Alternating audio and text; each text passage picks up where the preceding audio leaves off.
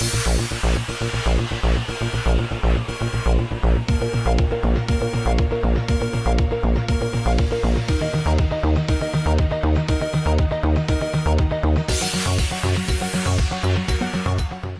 हैदराबाद की रचागुंडा CCS police के लोगों ने घटकेसर इलाके में वाक़े कई कॉलोनीज के कई सीसीटीवी फुटेज का मुशाहिदा करके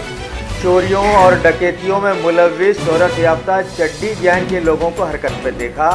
और इस मौके पर सारे ही महकमे के लोगों को एकदम अलर्ट करते हुए फ़ौरन उन्हें गिरफ्तार करने के अहकाम जारी कर दिए।